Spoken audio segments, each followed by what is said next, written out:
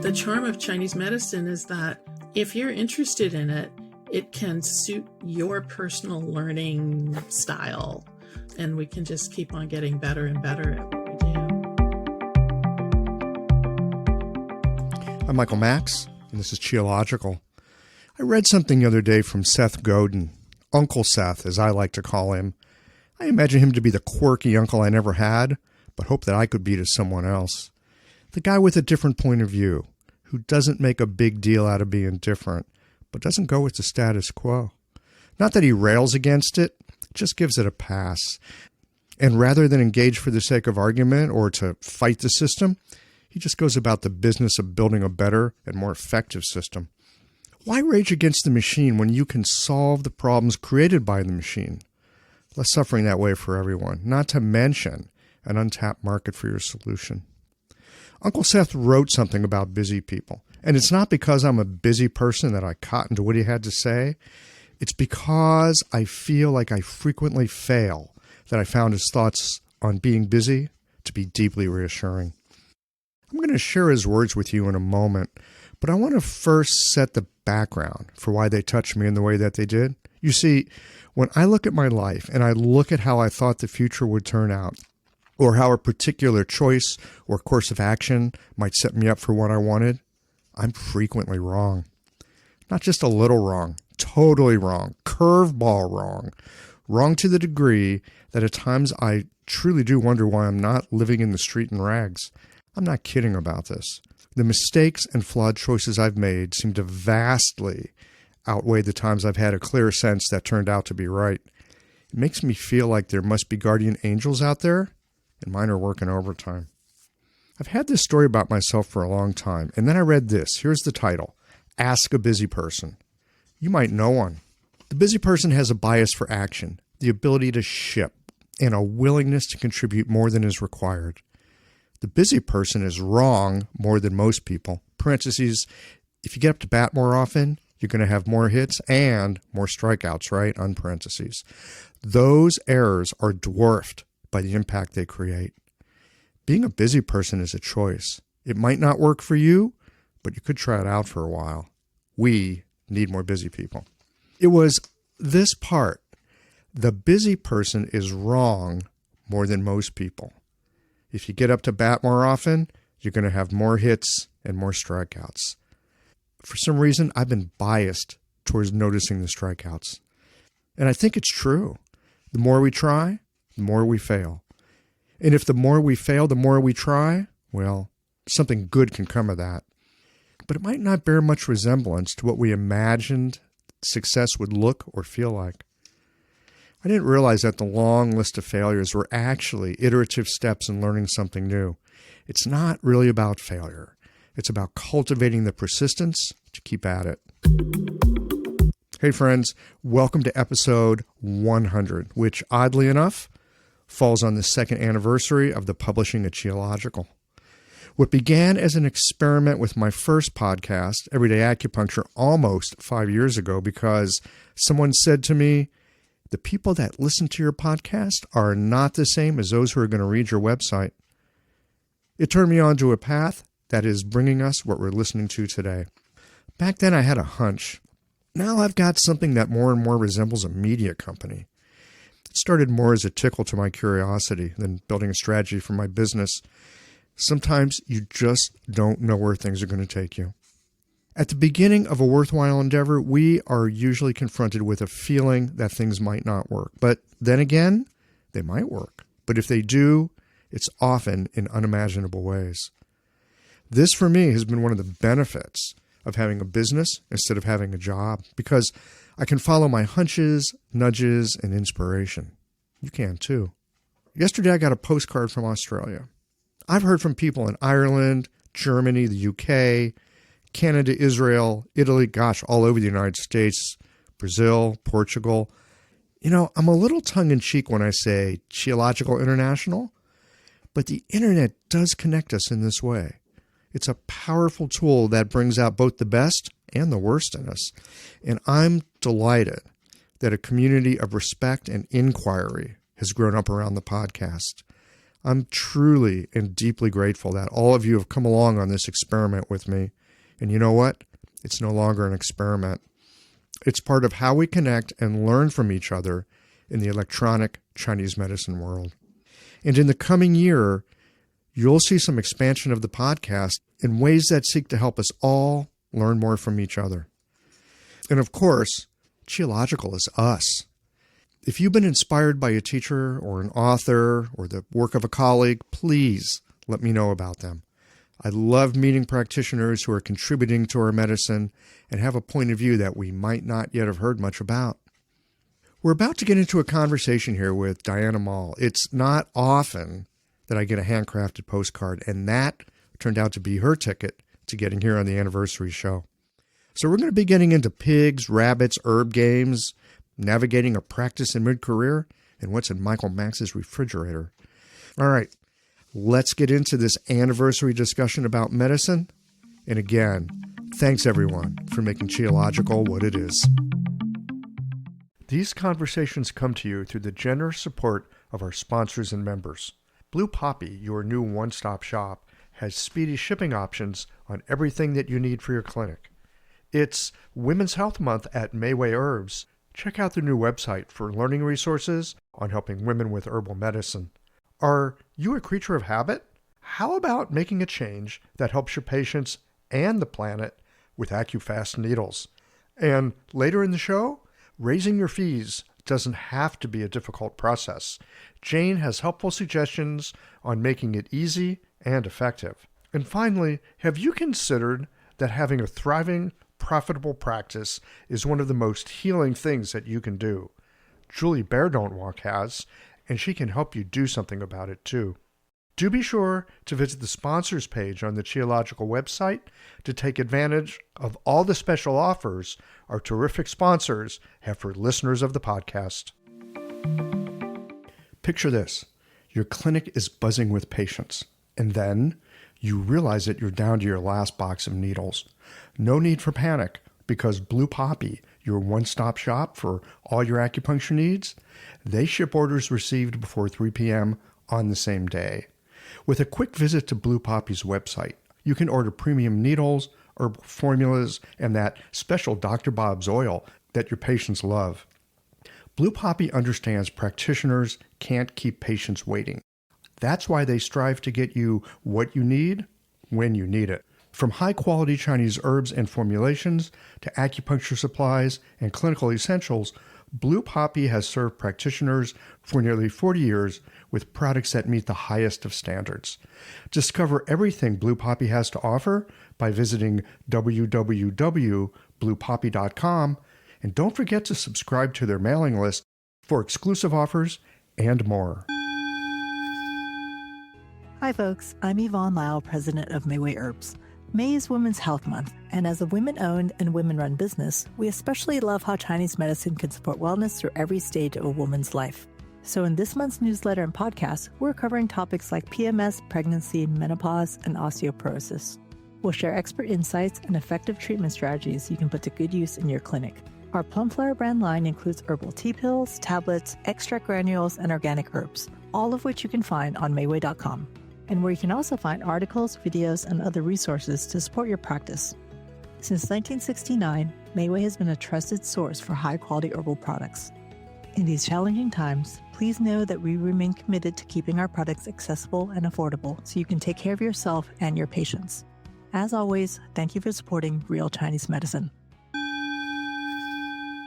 Daily habits and routines feel comforting, familiar, easy, automatic.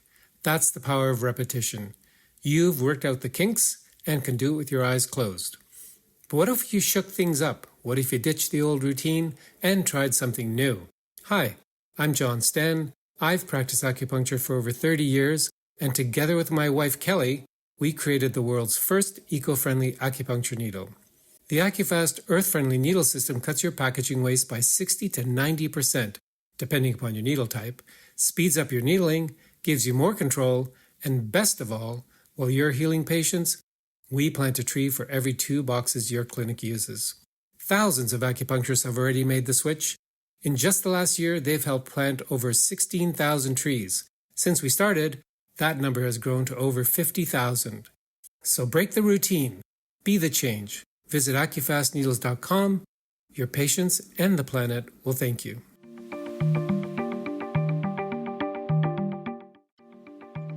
Hey, friends, welcome back to Qiological. Welcome back to the third year of Qiological. We're just completing 2 years of Qiological right now. This is the anniversary show.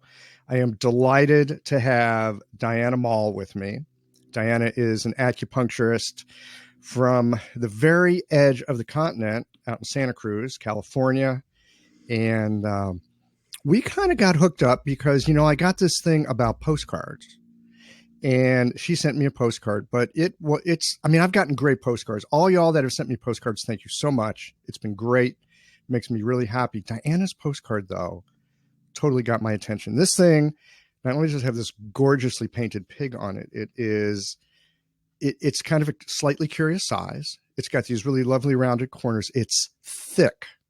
It's like super thick. It's got this, it's just beautiful. It's this wonderful handmade thing. It's a treasure. It's actually a bit of treasure art. And so I thought, okay, we're looking for people sending in postcards, wanted to get on the show. Diana's postcard got her on the show. Diana, welcome to Qiological. Thank you. This is what blushing sounds like. Blushing on the internet. Absolutely. Well, I'm so glad that you loved the pig. Now, that pig was actually made for the Year of the Pig 12 years ago. And it's a seasoned pig. I've been carrying that pig around and quite a few of its friends for 12 years. And so, of course, I had to cover the back with something because it had last Year of the Pig on there. Yeah, that was the fire pig back then. Now we got the earth pig. Right. So that pig looks, a little more barbecued than our earth pig would look. Okay. Did you do an earth pig this year as well? Or I did not. I was a little too busy. And over the years, I've found that I would send the animals out to patients that I hadn't seen for a while. And then I would see them during the year and they would say, "Oh, I got your card. It's on my refrigerator." But somehow that never really turned into them making an appointment. Mm-hmm. So as a promotional event, it wasn't working so well. I see. But obviously, there are some people for whom postcards do grab. Oh, man. Yeah. Well, I'm one of them. Exactly. I'm one of those postcard guys. Yeah. So I want to get a little bit into some of your background here. You've been an acupuncturist for 20 years, but before that, apparently you were doing art. You're still doing art. So I'm suspecting that you did art way back then. What got you into art and then eventually turned you around and into an acupuncturist? Well, I've sort of always done art. I think some of my earliest memories is from doing art. I have a vivid memory of drawing rabbits in a flying saucer. How old were you? I think I was 5. Of course, my parents tried to kind of dissuade me from being an artist, and they would much rather that I was something a little more stable. But somehow I did end up graduating with a degree in art from the University of Santa Cruz. Mm-hmm. And then for many years, I worked as a graphic designer. And that was in the time when graphic design was, paste up and layout and wasn't on the computer. And we got to work with sharp things like X-Acto knives. I loved X-Acto knives when I was a kid. Yes. I mean, they're the best. And plus the name is great, right? X-Acto. I know. It makes you feel like you're doing something good. Yes. So around the time that everything started transferring to computers, I decided that I really didn't want to spend my life looking at a monitor, although it seems like these days I'm doing that quite a bit. But monitors are a lot better now than they used to be. And but you saw your profession changing. You saw it shifting. It was going from this very hands-on to a virtual experience in many ways. I came into computers right about that time. I used to teach people how to use PageMaker. You traitor. Well, we came, I kind of fallen into computers by mistake because I never had any interest in computers, but then years later, all of a sudden that's what I'm doing for a living. Right. And PageMaker was cool. I was working for a computer training company, and we had some pretty sharp people, some pretty forward-looking people. And so we were looking to teach people to use PageMaker, but we weren't just like, oh, hey, look, here's some cool software, use it. We brought on people that were graphic designers so that you could actually talk about, look, just because you can make a flyer doesn't mean you should. Exactly. And that there's a whole process behind the computer piece. And if you don't know that, your work will suffer. That's good. I like that. Yeah. I approve. We see the same thing these days. Anyone can have a TV show or a podcast, right? Anyone can have their own radio station or their own television station. It doesn't mean that it's good just because there's a billion things on YouTube. Yeah. Just because you can do it. Doesn't mean you should. Yeah. Yeah. I mean, back when I was a graphic designer, we would say, yeah, anyone can have a business card made. Mm-hmm. No, it doesn't mean that you're actually in business or that your business is good. So true. So things started to change and you're thinking, all right, maybe not this. Why Chinese medicine? That's a long way from graphics. It's not that far. Not that far. Not that far. Walk me down that path. Well, so for a few years before I signed up at 5 Branches, a friend of mine had been getting me to do like some hands-on healing stuff like Reiki. And I went through Rosalind Briere's Crucible course up in our area. Rosalind Briere wrote Wheels of Light, and she did a lot of, it was a lot of chakra healing, a lot of hands-on healing. She did a certain amount of trance mediumship. So basically, I was learning hands-on Qigong healing. Mm-hmm. And then, around the time that I made my decision, I had been, at that time I was a volunteer at the local radio station, and we did, a lot of fundraisers and auctions. And they put me on the health table because I was able to pronounce Ayurvedic. And I got to know an acupuncturist who was auctioning off some treatments. And she said, hey, why don't you come in and have a treatment? And I did. And, it was one of those, oh my God, mind blown moments. Mm-hmm. This is how good a person can feel. And that really stuck with me, so that in that sort of transitional moment of trying to decide what I was going to do, I thought, why don't I be an acupuncturist? Because it would be nice to have people feel good, basically.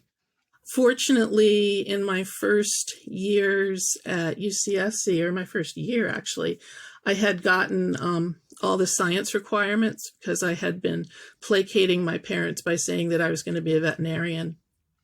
Aha. Oh, that's very sneaky. I'll be a veterinarian. Look, I'm actually an artist. Ooh, how did that happen? Right. Oops. But I took all these science classes. And so lucky for you. 2 weeks after I applied and my interview, I was going to school. Wow. Yeah, I was fast track. Holy smokes. That was like the complete opposite of me. I argued with myself for years about it.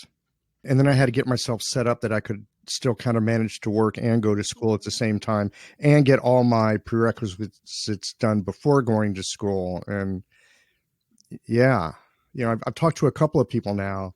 There was one guy I had on the show a little while back. He overheard somebody at a restaurant say they were going to acupuncture school, and he just went and signed up.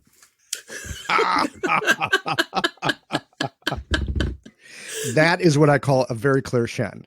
That is amazing. Isn't it? Super clear that. Shen. Super clear, yeah. Right? You just overhear it. Oh, yeah, right. That's a good idea. Right. That fits me, even though the comment wasn't to me. Yes. Well, okay. So in my defense, are you familiar with, I'm sure you're familiar with Rob Bresney, right? Oh, yeah. Yeah. He's like a local guy for you, right? Totally local. So back in the mid-90s, his astrology column was called Real Astrology. Mm-hmm. I think he calls it like free will astrology now, but back then it was called Real Astrology. And I remember having this moment of like, okay, am I going to go to acupuncture school? Oh my God, I hope I make some money. Am I not going to go? You know, what am I going to do? And I was trying to figure out a way to like get through school and not get debt.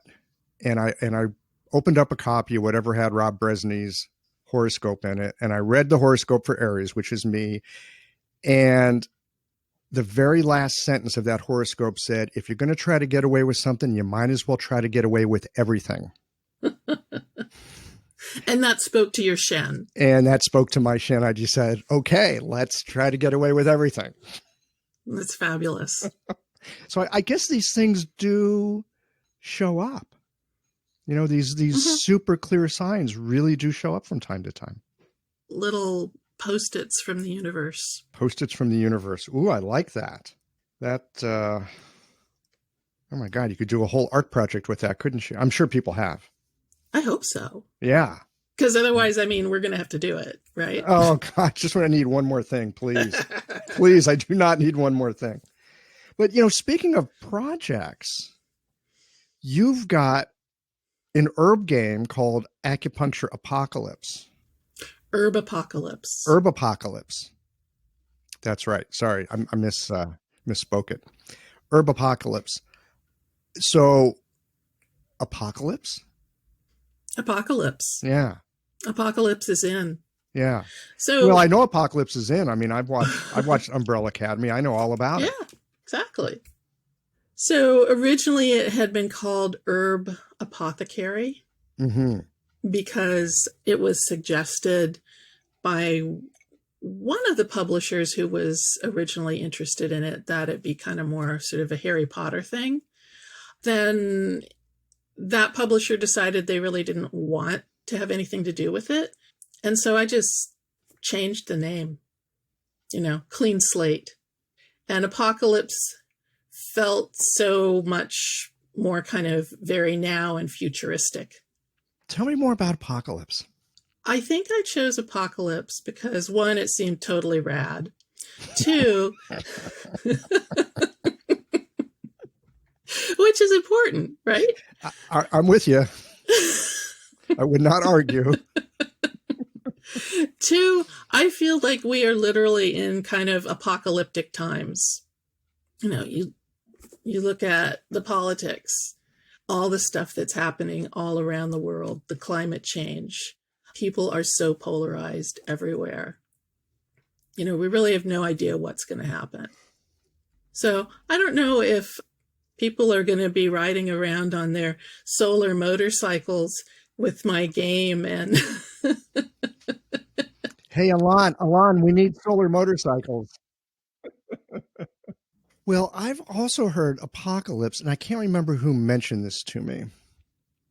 But there's you know, another meaning, which is not disaster and it's all falling apart, but that there's a kind of veil that's being taken away. There's a screen being taken away. There's a clarity of thought, experience, and being that comes through that process. Oh, nice. I hadn't heard of that. I like that, though. I have heard of it. I can't put a footnote on it and tell you who it was, and I can't put a footnote on it and you know, tell you where that meaning is in the dictionary, but I'll see if I can find that and put it in the show notes.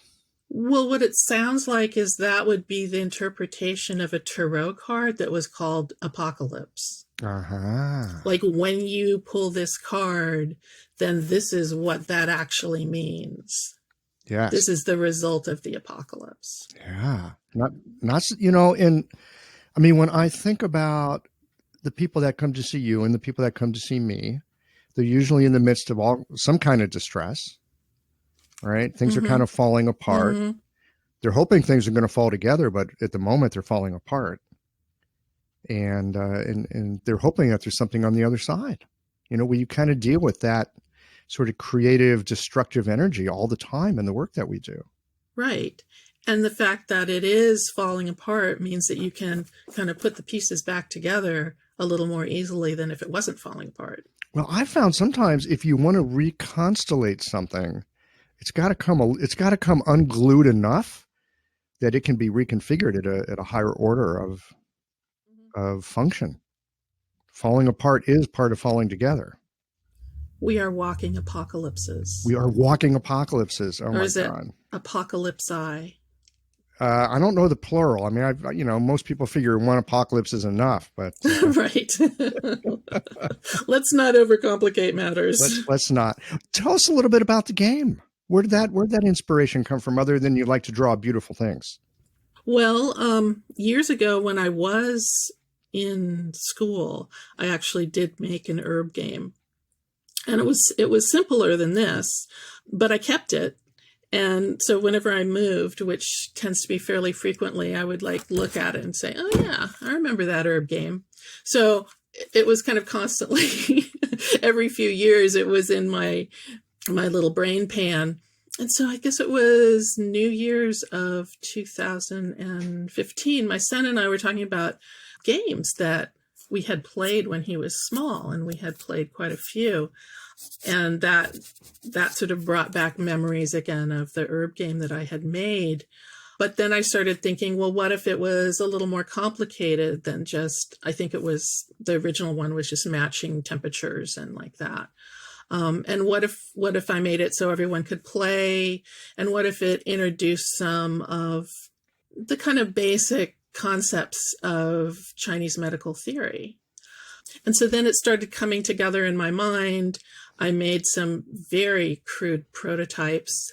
And about that time, I was on Facebook, and Singing Dragon was advertising for, they wanted to expand their offering, and they were looking for people who might have TCM comics or graphic novels or something like that. Do you remember that? No, I don't remember that, but I think TCM comics would be fun. Yeah, or a graphic novel. I mean, I would actually love to do a graphic novel.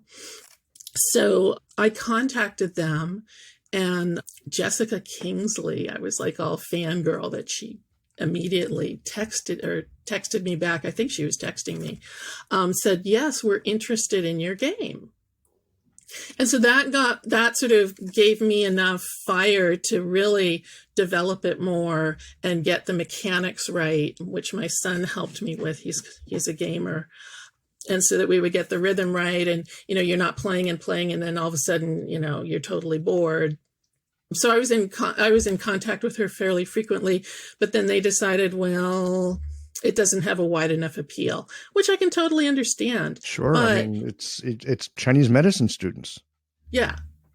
Or we'll get to this later, people who just like to play games. So, but I had it, it was solid then, and just the art needed to be done. So I was grateful to her for giving me that inspiration and that motivation. So they didn't publish it? You ended up self-publishing it? It's all self-published. This is one of the super cool things about the times that we live in, talking about the thing that took you away. One of the things that took you away from graphics into Chinese medicine was, oh God, people are doing their own thing. But now here we are 20 years down the road. Oh, you don't want to publish my thing? Or, oh God, I don't want to deal with a gatekeeper somewhere. Right. Fine. I'll publish my own. Right. Yeah. And so anyway, I had all the art. I have a friend who is a much more talented, digital artist than I am. And so she took it and she made it look like a game. This game would not be here without Renee Perry. She's amazing. Thanks, Renee. So how do you let people know about this? I mean, other than we're talking about it on the podcast right now. Well, so far I've just posted it on Facebook. What's the response been? It's been good. Cool. I got 50 published, for 50 printed to start. They sold out, and then I've gotten another. I did another printing of 100, and so at this point, I think I've sold about 70. Great. Yeah. This episode is brought to you by Jane, the clinic management software that honestly just makes running a practice easier. Let's dive into something that's never easy, but sometimes necessary: raising your fees. It can feel awkward, right? But here's a tip that can really help. Consider offering flexibility to your patients as you introduce the change. When patients face new fees, it's natural for them to feel uncertain or concerned. That's where flexibility can really make a difference. Offering options like a phased increase, suggesting a payment plan, or even taking a moment to talk things through can help to ease the transition. These thoughtful gestures show your patients that you're listening and care about them, which strengthens the trust you've worked so hard to build. If you're looking for more ideas on how to navigate these kinds of changes, head to frontdesk.jane.app and check out the article, How to Tell Clients You're Raising Your Fees. One last thing, if you're ready to give Jane a try, you can use the code Qiological for a 1-month grace period on your new Jane account. I remember when I was in Chinese medicine school, I would make flashcards. Mm-hmm. I spent ridiculous amount of time making flashcards and then walking around Green Lake in Seattle reading my flashcards and, talking with friends, and we'd quiz each other on our flashcards. And man, it would have been fun to have games like this. I mean, I just want to throw one out here. I've not played the entire game. I just looked through some of the cards. Love the artwork. And this is one of the things that I love about Chinese medicine. I mean, you've got a question here that to me is like emblematic of why Chinese medicine is so flippin' cool. Because, people come in and they go, oh, I got XYZ condition. What's the herb for that? Mm-hmm. And we know that there is no herb for, XYZ condition because it's way more nuanced than that. But you got this great card here with this guy with a quizzical look on his face. It says 2 patients arrive at the same time. One has constipation and abdominal pain. The other has difficult diarrhea. There's one herb that can help them both. I mean, this is why Chinese medicine, to me, this is why Chinese medicine is so damn difficult and so damn fun. Right. And I think that part of what I'm hoping to do with the game when I bring it to people who are outside of Chinese medicine is to introduce them to the concept of, there's different kinds of phlegm, there's different kinds of colds, there's different kinds of coughs. And if they're treated correctly, you'll get over them better than, for instance, if you take an antihistamine. That's not in the game. That's not in, right? Yeah. And well, that's just going to dry you out. Right. If and you trap the robber. And trap the robber. Yep. That's what happened to me. That's why I ended up going to Chinese medicine 20 years later. Your robber got trapped? My robber got trapped. Yeah, I still do get respiratory system for me is my weak system. But yeah, I had issues with my respiration that Western medicine never could touch. And anytime they try to touch it, they usually made it a little bit worse. Chinese medicine, a friend of mine badgered me into going to get acupuncture at one point, and I finally relented to shut him up. And seriously, I was not keen on the idea, but it changed things. As you know, I had a similar experience as you. I got a treatment and I went, what was that? Mm-hmm. That got my attention. It really got my attention. Yeah. It's such an expansion of the way we're used to feel. Yes. What the normal is. And then it just gets completely broken apart. Yeah. I think this is why people often are so confused in our clinics. They get off the table and they're like, oh my God, I feel really good. Is it just in my head? Because they just don't have a way of hanging an experience on it. And so they just think, oh, maybe I'm making this up. I'm like dreaming something up here. Mm-hmm, mm-hmm. Yeah, they're like, oh, well, it's placebo, right? Placebo is legitimate, but it's a little more than that because we can continually create the same effect. Yes. And all kinds of things. What does your practice look like these days? Well, it's pretty small. I work 3 to 4 days a week, just kind of half days. And the reason for that is that I live in a town where there's a school, so there's a lot of acupuncturists. There's literally 10 acupuncturists in the 3 or 4 block radius around my office. It's ridiculous. But they're all wonderful practitioners. And there's not a lot of extra money around Santa Cruz. It's one of the most expensive places to live. So my practice looks like just taking Medi-Cal patients, mostly just Medi-Cal. And that pays pretty good around here. I don't have to do a lot of outreach to get patients in. They just read the Medi-Cal brochure and go, oh, yes, I would like some acupuncture. Yes, and she's right down the street. Exactly. And so it's really pretty easy to get patients in and, get them on a maintenance schedule, or even something that's like more once a week if they have a pretty severe pain syndrome, which I feel like is how the medicine is supposed to be practiced. You see people regularly, you have a relationship, and you don't have to worry about the money. Before I started taking Medi-Cal, the money was always an issue with people, always. And I don't think that helps. Well, for people that don't have the money, it's a huge barrier. Yeah. Giant barrier. Yeah. Well, so you say that a lot of people come because of the Medi-Cal brochure. I'm curious, how many of them first go and stalk you first and look at your website? I don't think anyone has looked at my website. Seriously? Seriously, except you. Well, I think you're the only one. I do stalk my guests. That's true. I like to see what their websites look like. But I mean, my experience is, even though people will get referred to me, they're still going to go look at my website. It's like, all right, who is this character you're sending me to? Mm-hmm.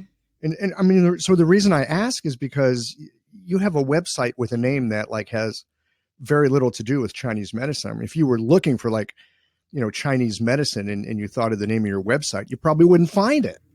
Right. It's a little obscured, isn't it? It's a little obscure. Cheap paper? So long ago, I had read that, you needed to have a blog, and this was like in the beginning of social media. Well, it does help. And that would bring in patients. And so I started the Cheap Papers. And at first I was writing about Chinese medicine, but then I was also writing about rabbits. And the rabbit posts were a lot more popular than the Chinese medicine posts. And so I fell down the rabbit hole, literally, and got to know a lot of rabbit people. And now actually I'm pretty well connected in the rescue rabbit world. Yes, I see that on your website. You are listed as a rabbit whisperer, actually maybe rather a rabbit mumbler. Mm-hmm. And you were drawing rabbits when you were 5 years old in spaceships. I was, and once again, a post-it from the universe, obsessed with rabbits, even at a young age. Yes. Tell us more about rabbits. Well, I work with rescue rabbits. I go to the adoption shows where we have the rescue rabbits and people can come and meet them and possibly give them a forever home. And I am the nail trimmer, and I help do the health checks. And these are checks so that people know what to look at when their rabbit is home, sort of veterinary red flags. Mm-hmm. Basically, if your rabbit is drooling or has a runny nose or something like that, you have to take it to the vet. Mm-hmm. But I do the whole, sort of a full body scan, how to go over your rabbit. Have you acupunctured rabbits? I have acupunctured my own rabbits, and I can't say it worked super well. I've done more laser on rabbits, and that seemed to work better. Mm-hmm. I've had other people acupuncture my rabbits, and it seemed to work better for them. I think it's sort of the thing of sometimes it's hard to treat your own family. Absolutely. Oh my God. It's so true. Yeah. But they seem to like the lasers. Yeah, they're good with lasers. And it seems to work really well with pain. Okay. Can we go down another rabbit hole from your website? Yeah, go for it. Okay. Leningrad, Summer Palace, 1964. Photo of your parents. I was going to say, wait, how was that on my website? It's on your website. Oh, that's because on your weird. website, you have a little thing about autofictionography. You've got a book called Assemblage. You have really done your stalking. Well, I like following interesting things, and your website is interesting. It's full of unusual things, and that photo of your parents is fantastic. But then when I looked underneath it and it said, well, first of all, you got this great opening line for your story. Let's begin with the dead. That's pretty cool. And then there's this photo of your parents in 1964, Summer Palace, Leningrad. 1964, that's the height of the Cold War. What are your parents doing in Leningrad? I don't know. So my father was an electrical professor at Stanford University, and they get to take sabbaticals once a year. And he decided he wanted to go to Denmark. And so in 1964, when I was 6 years old, we went to Denmark. And somehow he had met an electrical engineer from the USSR, as it was then. And I don't remember the circumstances, but he was invited to go to Russia while we were in Denmark. And so, of course, he did, because he was a fairly adventurous guy. Yeah, I mean, why not take an opportunity like that? Right. Yeah. And so that's what that picture's from. That's from their trip to Russia. I did not get to go at that point. I guess they didn't want a 6-year-old tagging along, which seems, You can't blame them. safety-minded, safety first. That's right. And so that's what that picture's from. And later, the same professor, what was his name? Professor Tuchkevich. Professor Tuchkevich came and stayed with us in California for a couple months while he was doing some work. And I must have been maybe 10 then. Mm-hmm. So it was still during the Cold War. Wow. Well, evidently your dad had some sort of mojo to be able to, blend through those boundaries and actually have a colleague, from the evil empire. Right. They weren't calling it evil empire yet in those days, but they were close, to be able to come here as well. That's quite astonishing. I mean, when I think back on some of my parents' doings, I'm kind of astonished, but at the time it seemed like completely normal that, some guy from Russia would be staying in our house. What other kinds of doings? What are you thinking about? Well, so for instance, when China opened up, or even before that, there were a lot of Chinese coming to the electrical engineering department at Stanford. And so my dad had quite a few Chinese friends. And this was before, I want to say, when was it that Nixon went to China and James Reston got his appendicitis and things kind of opened up? Yeah, I'm an acupuncturist. I'm supposed to know the date, but I don't. I think it's 72. That sounds about right. Yeah, in that area. So like even before that, he had a lot of Chinese friends through his work and a lot of Japanese friends. And actually I was really fortunate because they would be giving him gifts. And so we had a lot of really beautiful Japanese prints in the house when I was growing up. Mm-hmm. Of course, I took them completely for granted. Well, still, the young budding artist in you probably couldn't help but take notice. Yeah. And, like they would, I think it was one of the Russian students or a student of Tuchkevich drew my father's portrait. And so that pencil drawing was always part of wherever my parents lived. That was a very special portrait for them. Oh, wow. It's so funny sometimes to look back on our history, bits and pieces. My brother is visiting here in the States right now. He lives in Holland.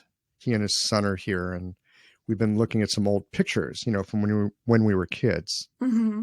And, stuff that you never think about back in that day. And you look back on it and go, huh. On occasion, you can see these like oddball pivotal moments in something, right? The way somebody was dressed or an expression or, the way two people were together. There's just funny little things that kind of go to the core of making us who we are. There's something else. I hope you won't think I'm too much of a stalker, but there's something else.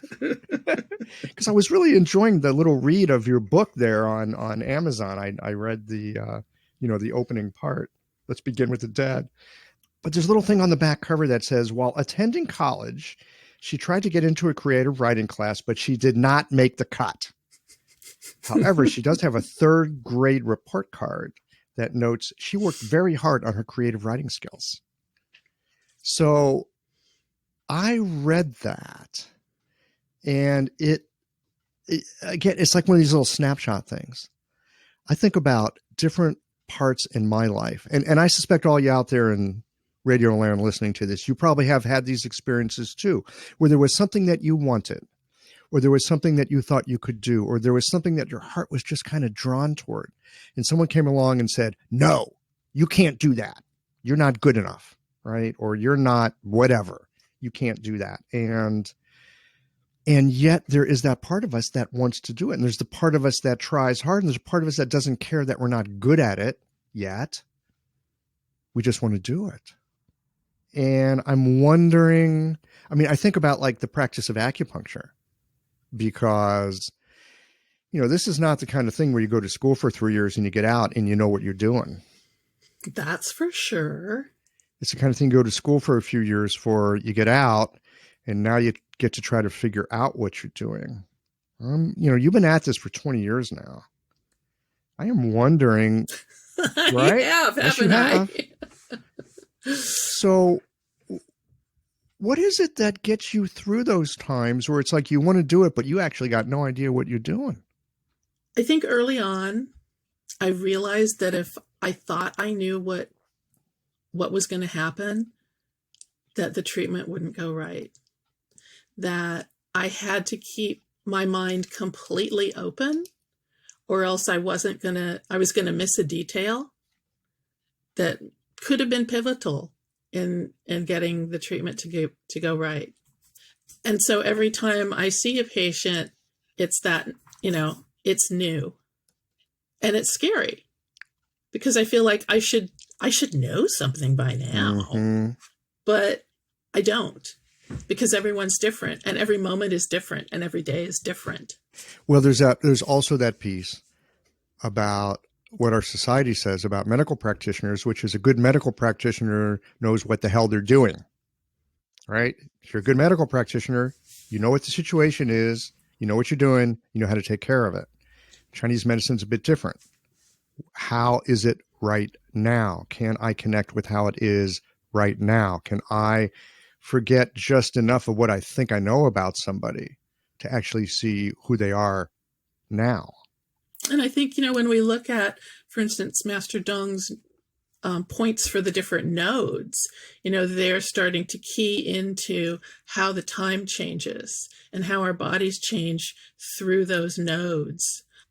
They're kind of laying a little bit of groundwork there. I am not familiar with this part of Master Dong's work. So I'm not a Master Dong professional, but I have taken some classes on E-Lotus. And there's one called Balancing Through the Seasons. One of my teachers at Five Branches, Lu Ming, did a lot of astrology with the nodes. And so for me, it was really exciting to find that Master Dong had put some specific points for each of the nodes. The nodes are like kind of mini seasons. There's 24 nodes in the year. This is like stems and branches stuff? I guess so, yeah. But a little bit different. It's a little different. I always found the stems and branches a little too confusing. I'm sure if I sat down and made a game about it, I would be fine. But so far, I kind of look at it and I have a little problem with numbers and math, and it's just too numbery for me. And so my brain shuts off. But anyway, so Master Dong has specific points for specific nodes. And actually, recently, I've been partnering with one of my ex-patients who's a yoga teacher. And so she does this thing called Yoga Nidra, which is a sort of a journey through your body. It's one of these guided meditation things. And so I'm putting in the needles for the node of that time, and then she's doing the guided meditation for people. That's a nice combo. Yeah, and people are really digging it. It's fabulous, and you can see the energy in the room change. And when they come out, everyone is just like very flowy, and it's a lot of fun. Yeah.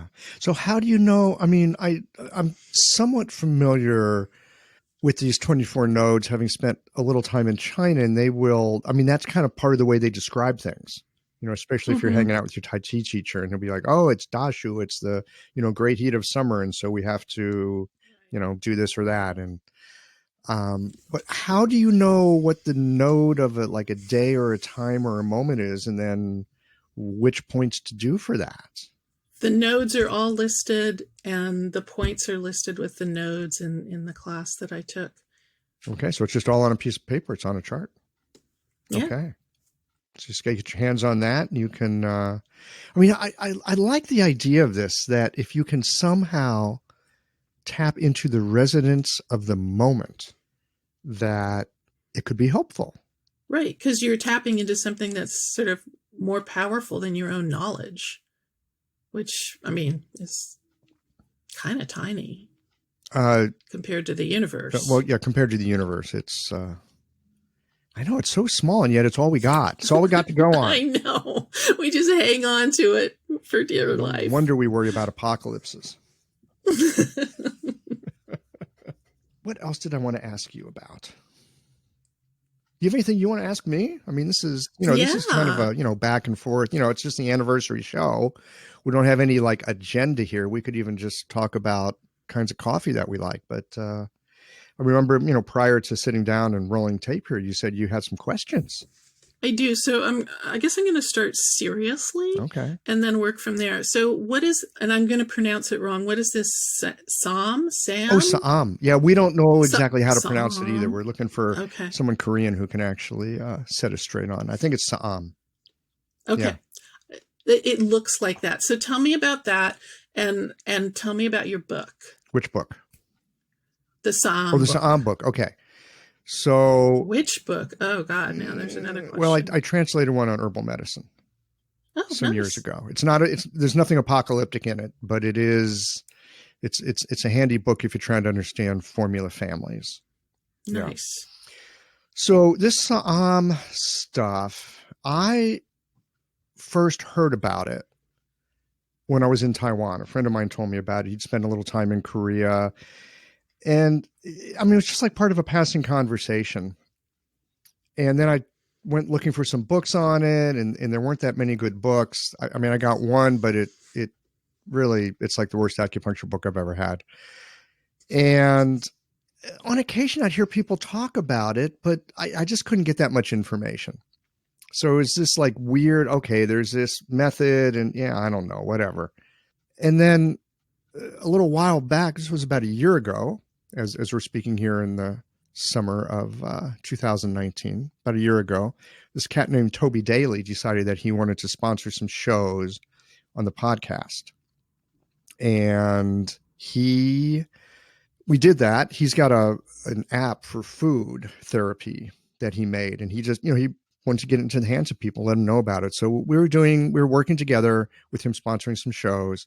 And then I get a copy of the Journal of Chinese Medicine in the middle of all this. And I open up the table of contents, and there's an article about Sa'am acupuncture. And I'm like, oh, cool. Maybe I'll finally learn something about this thing I've never been able to find out about.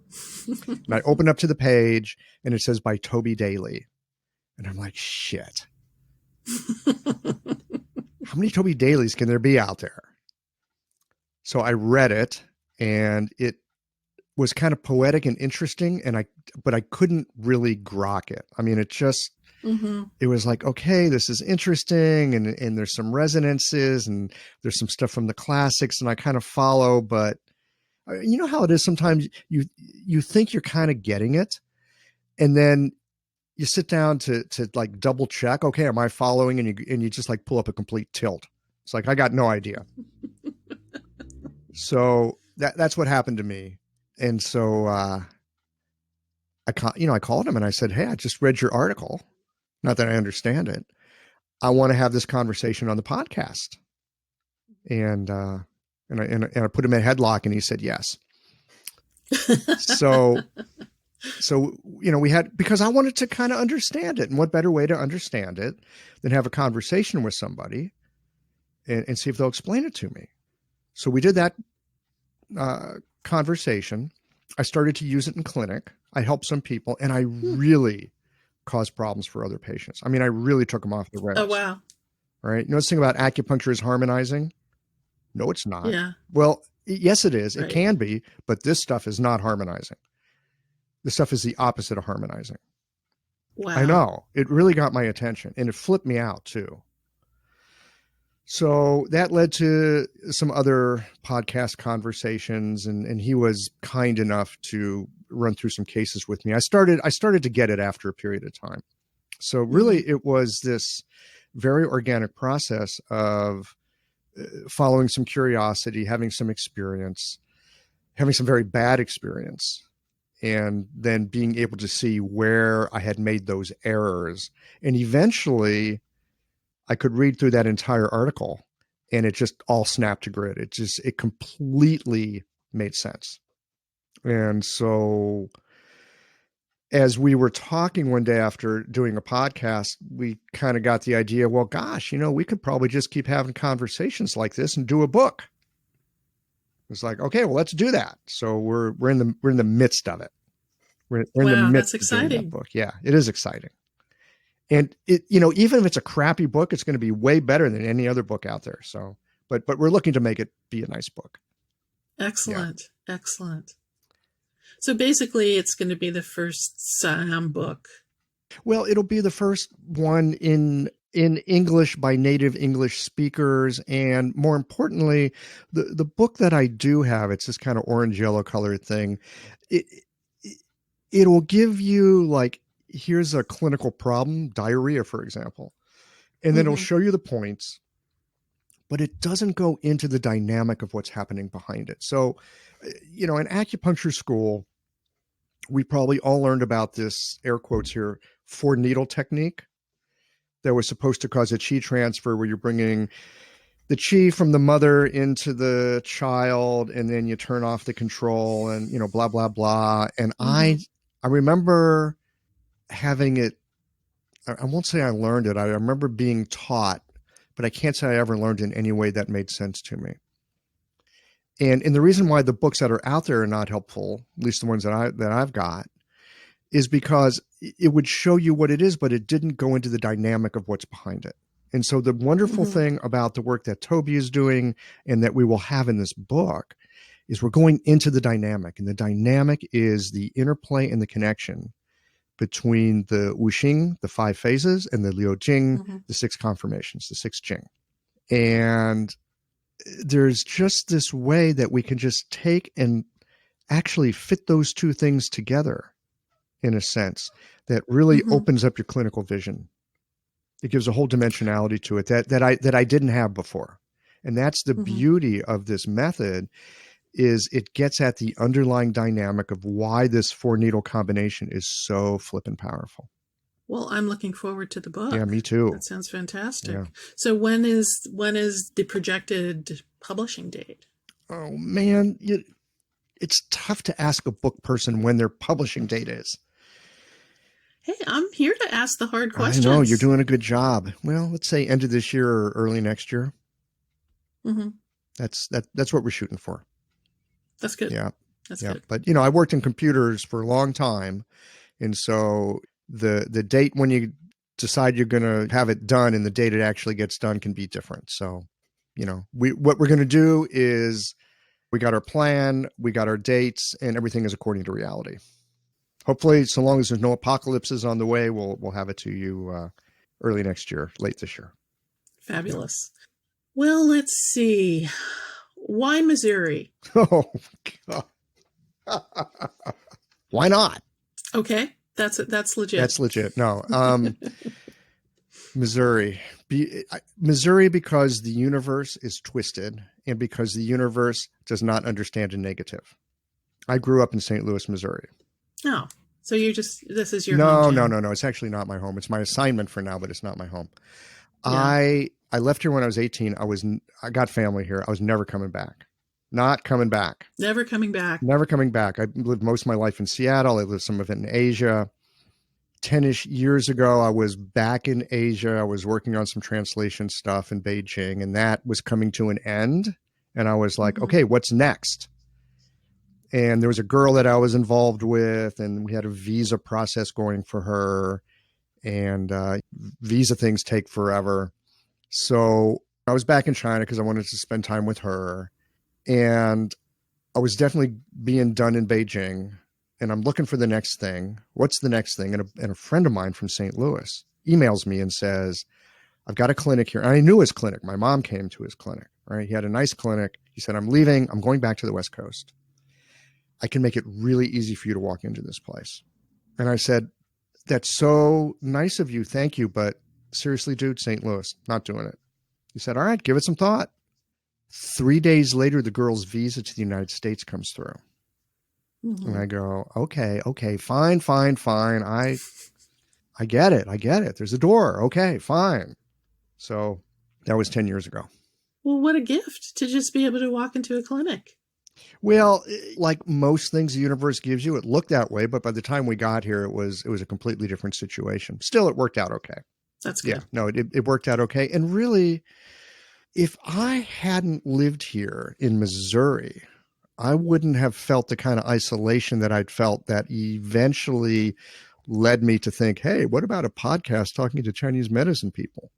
So it's worked out really nicely. The other thing that's great about the state of Missouri is this place desperately needs acupuncturists.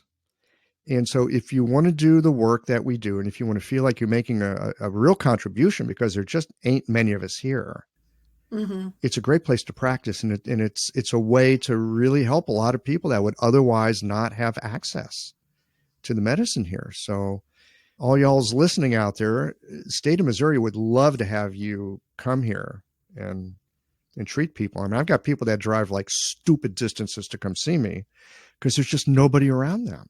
Wow, that's pretty amazing. So, yeah, it's a great opportunity for new practitioners in particular, or just people that like living in a place where the cost of living is ridiculously affordable.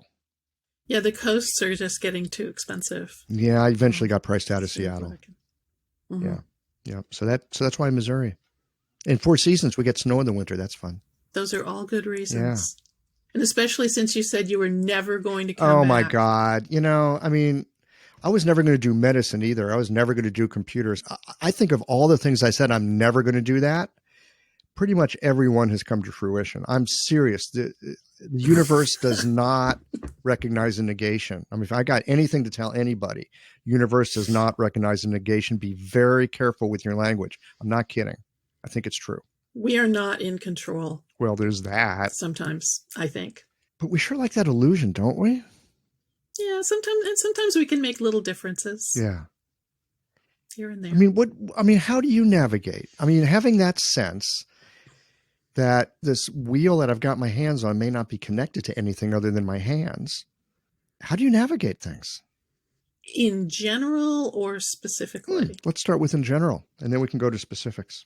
Well, so sometimes I'll sort of get a bee in my bonnet about an idea, and I'll kind of toss it around in between the two lobes, so to speak. And then I love the internet because I love looking stuff up. And I have to say, even though social media gets a lot of bad press, I've found a few jobs through Facebook. So for instance, I kind of got this idea that I wanted to bring the game, Herb Apocalypse, to someone other than, to a convention. And so I started looking up some Chinese medicine conventions, and I ended up contacting PCOM, and they had already sold out all their tables, but their president, Jack Miller, said, hey, send me a game and I'll run it by our board. So like for me, I had just gotten this idea, but then there was this other little path that sent Herb Apocalypse somewhere else to someone who wanted to see it. And then I was looking at other conventions, and I came across a couple of comic conventions. And so there's a convention, Rose City Comic Con, in the middle of September. And their deadline to apply for tables had already closed, but I decided I would ask anyway. And lo and behold, they actually had a few exhibitors' tables left. And so Herb Apocalypse is going to be going to a comic convention in the middle of September. Having a thriving, profitable practice is one of the most healing things you can do as a healthcare practitioner. Because a robust business is the ultimate expression of vital chi. And that's the heart of our medicine.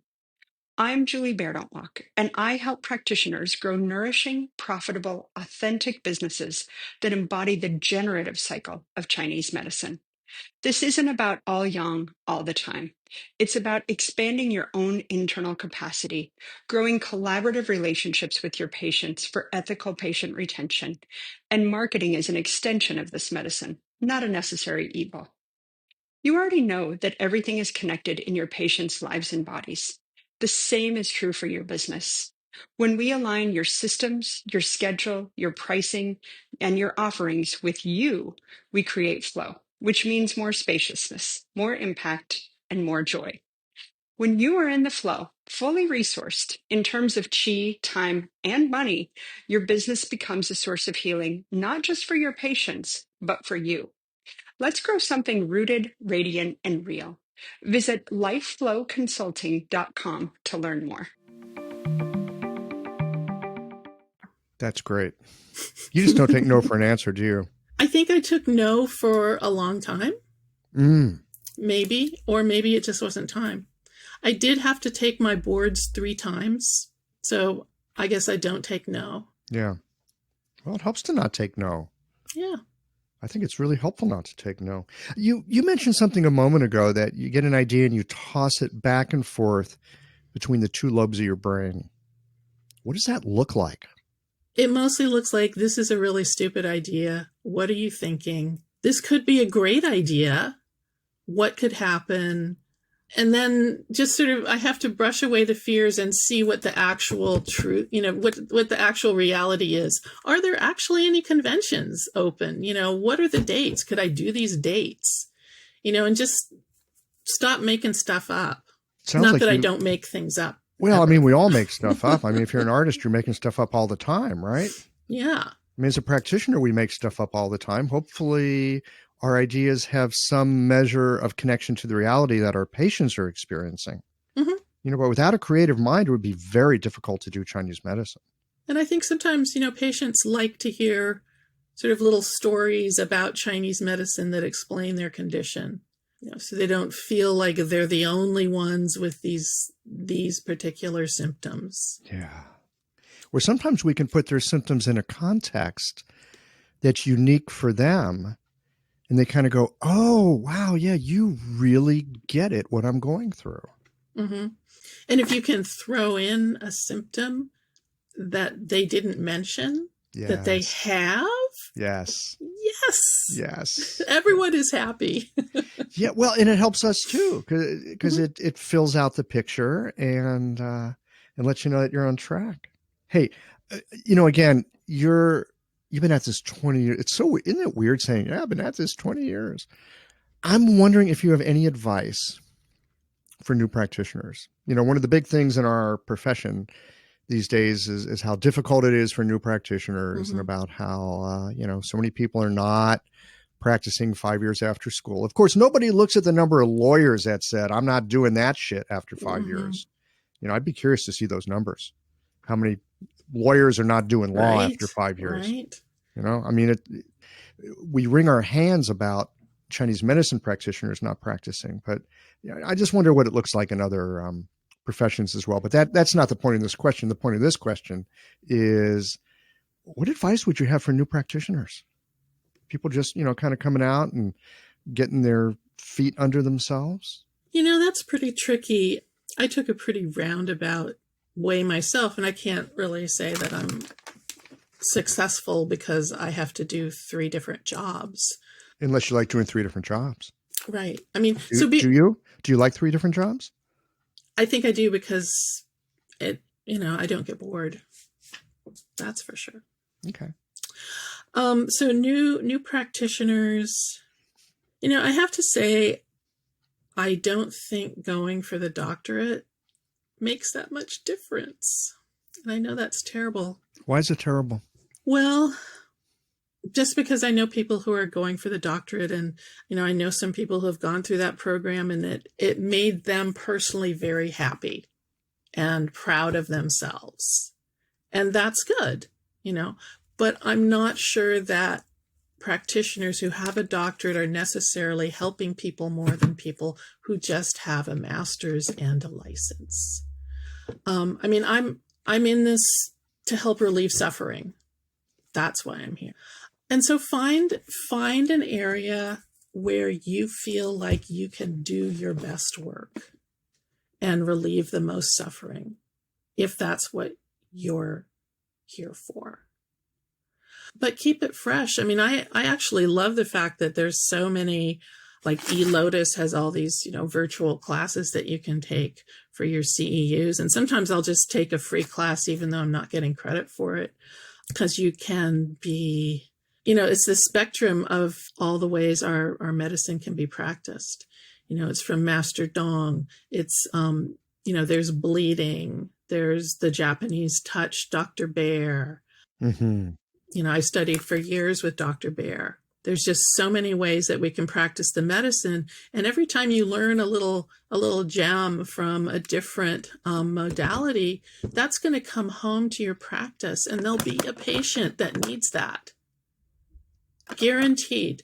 Yeah. You can fit that in, and you don't have to learn the whole oeuvre, is that the right word, of a modality to get a little gem that you can use. Don't be afraid to be kind of eccentric in your learning. Oh my goodness. One of the benefits of being a Chinese medicine practitioner, I think, is that we can be as eccentric as we want. We can pull from as many different parts of the traditions as we want to, as long as we're the one that can find a way to kind of tie things together and use it. Right. In the clinic, then it's totally valid. And if you've got the kind of eclectic mind that likes to collage a bunch of stuff together, Chinese medicine's super good for that. And at the same time, there's people who have specialized in a particular school, or I guess modality is not really the right word, and they're very good at what they do. I think that the charm of Chinese medicine is that if you're interested in it, it can suit your personal learning style. And we can just keep on getting better and better at what we do. The charm of Chinese medicine. I like that. It's true. Mm-hmm. I think it's really true. And why we can work in so many wildly different ways, still get good results. Part of it is who the practitioner is and how they're tying it all together. Mm-hmm. There's an aspect of subjectivity that is essential when practicing this medicine. Mm-hmm. And I was looking at some of your previous guests and realized that I know a few of them. Like I know Greg Livingston. He was in my class at 5 Branches. Oh, wow. That was a while ago. Yeah. It's so funny. He went and he lived in Asia for like ever. And I remember at one point, and this was just when we were in school, he said, I don't really like touching people. I think that was him. Greg, if you didn't say that, I'm sorry. That's just something I remember.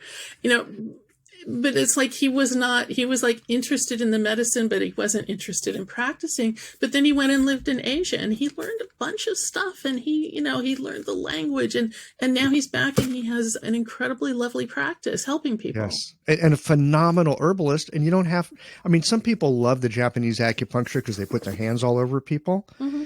Herbalist will feel your pulse and look at your tongue and it's like, all right, get out of here. Here's your herbs. Get out of here. Right. Yeah. There's something for all of us. Yeah. It's like, do you like to touch people? Well, that's okay. If you don't, there's still ways to practice. Or I think the thing that I got from the Dr. Bear stuff is all this palpation. Cause I like to, I like to touch. I like to find the point, the Asher point, where the channel feels a little sticky or, just something's funny. Yeah. It's fun stuff. Well, holy smokes. We've been at this for a while. I've got one more question for you. And if you have any others for me, we can get a couple in, but I got one more for you. All okay. Right. And it's because you have been at this for 20 years. I've been at this for 20 years. I've been having conversations with people like you, people that, where I like to think of myself as being in mid-career. Yes, Right? exactly. 20 years under my belt, I'm in mid-career. And again, we hear a lot about new practitioners and how to help them and how to get your practice going. There's something that you don't hear much about, and that is for those of us that have been at it for a while, and we're going to be doing it the rest of our lives. Mm-hmm. And we're looking at this like second, this later part of our life. And my question is, how do you see your practice going like from here to retirement? Or what are the considerations that are in your mind about what to be attentive with in your practice so that it supports your life in this next decade or 3 or 4? Well, that's a good question. I mean, I kind of hope I just die walking down the street so I don't have to, mess with retirement or being in assisted living or something like that.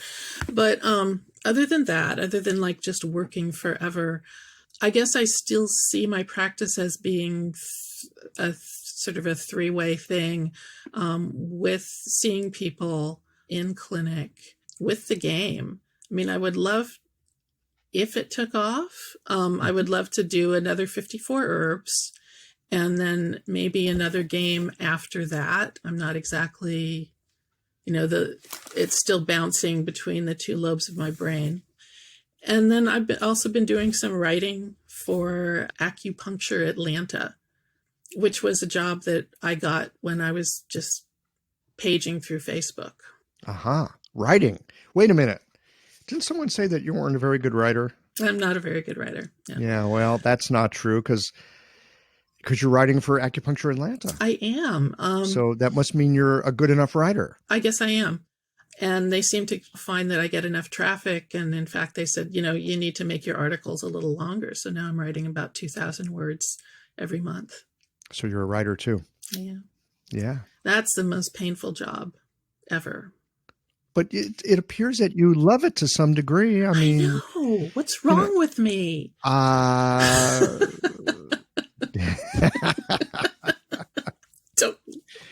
We attempt to learn what we need to learn. I don't know. We like a challenge. Somebody once said, "You're no good at that. You can't do it." And there's a part that goes, "Screw you. Watch this."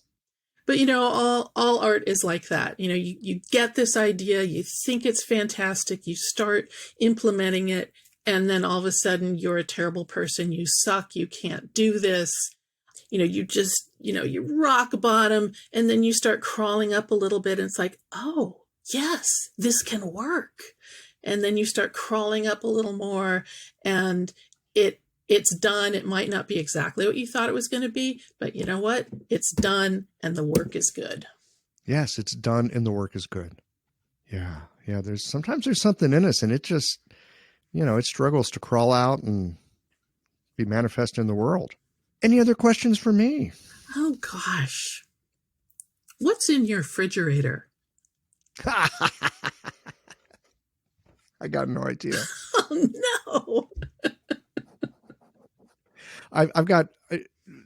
I'm serious. I know there's some butter in there, and there's a little bit of smoked salmon, but mostly I don't know what's in the refrigerator because I have this lovely wife who loves to cook.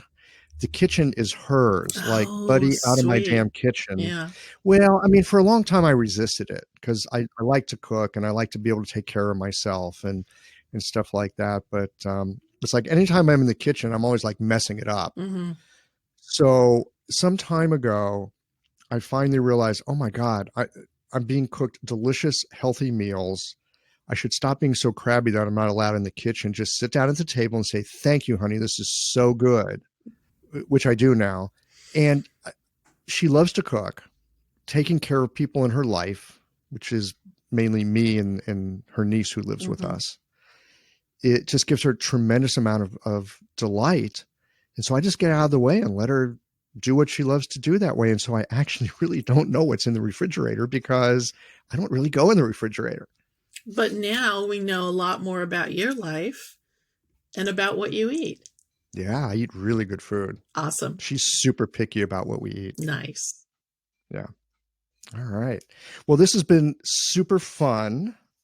Thank you for joining me here on this second anniversary show, beginning of the third year. Holy smokes. Hey, it's a pleasure. Happy birthday to Qiological. Happy birthday to Qiological. I got the birthday pig right here. Yeah, there you go. The fire pig in the Earth year. That's so good. Well, again, thank you so much for joining me today. And all of you out there in listener land, thank you so much for being a part of this as well, because without the listeners at Qiological, there ain't no Qiological. So thanks for being along for this ride. And did I mention I like postcards? I think I did mention I like postcards. Thanks, everybody. And thank you, Diana, for being here today. Hey, thanks. Take care. Well, here we are at the end of this episode. If you've listened up to this point, you're either a rabid fan of Qiological or the forward button on your podcast player stopped working. If you are indeed a fan of the podcast, you can help us to bring new episodes to our community of practitioners by supporting us with a membership or a one-time contribution. Details, of course, are on the website. That's it for today, friends. Join us again next Tuesday for another thoughtful episode of Qiological.